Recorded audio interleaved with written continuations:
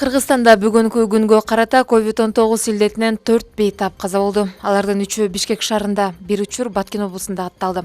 Өлкөдө аталган илдеттен каза тапкандардын саны муну менен 1478ге жетти. Ал эми акыркы бир сутка ичинде COVID-19 вирусунун 278 жаңы учуру катталды.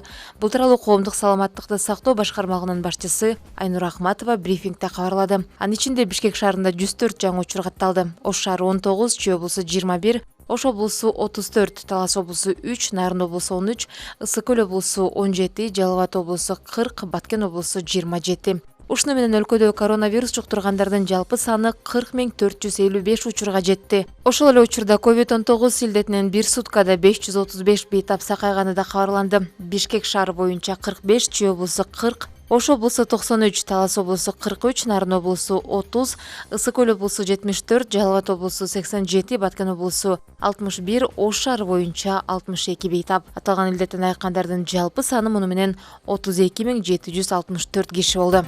Ош шаарына кирүүчү жолдорго орнотулган санитардык-карантиндик посттор алынды. Бул тууралуу шаардык мэриясынын маалымат кызматы кабарлады. Мындай чечим Ош шаардык Жарандык коргонуу штабынын жыйынында кабыл алынды. Ош шаарына кирүүчү жолдорго жалпы 7 санитардык-карантиндик пост орнотулган. Алар Жапалак ДЭУ, Тээке-Аскер полигону, 8 март, ТЭЦ, Беш-Көпүрө, Кырарык-Арка жана Амир-Темур. Ошол эле учурда шаарда эпидемиологиялык кырдаал оор бойдон калууда. Ооруга чалдыгуу бир аз төмөндөгөнүнө карабастан, бардык санитардык-гигиеналык ченемдерди жана эрежелерди так сактоо зарыл деп айтылат маалыматта. Буга чейин Бишкекке кире бериштердеги 12 карантиндик пост алынып, Ысык-Көлгө кирүүнүн дагы алгоритм өзгөргөн болчу.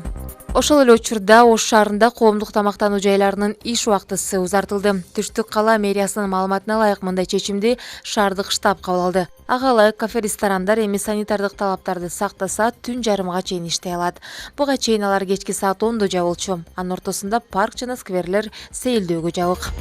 Бишкек шаарынын түштүк тарабында Адинай Мырзабеков атындагы жаңы сейилбак пайда болот. Президент Сооронбай Жээнбеков бүгүн сейилбакка барып пандемияга каршы күрөшүүдө баа жеткис салым кошкон дарыгерлердин жана ыктыярчылардын элесине арнап ага Адинай Мырзабекованын атын ыйгарууну сунуштады.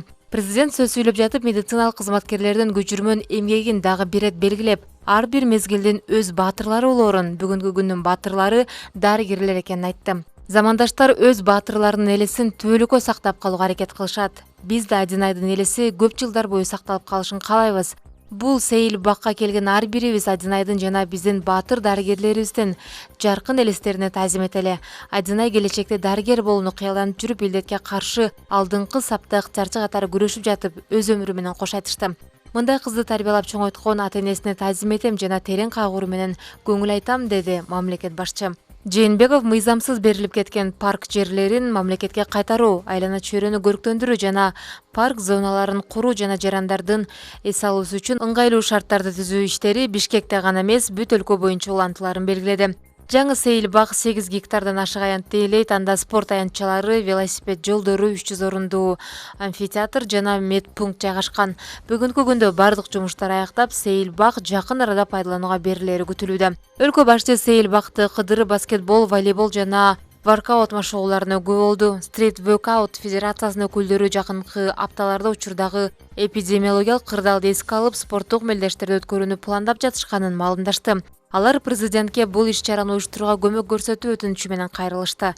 Бишкек шаарынын мэриясы тарабынан акыркы бир жылда борбордо жалпы аянты 28 гектардан ашуун 3 ири жаңы сейилбагы курулуп, жалпы аянты 30 гектардан ашуун дагы 4 сейилбактын курулушу улантылууда. 22 жаштагы Адинай Мырзабекова Бишкектеги стационарлардын биринде ыктыярчы болуп иштеп жүрүп каза болгон.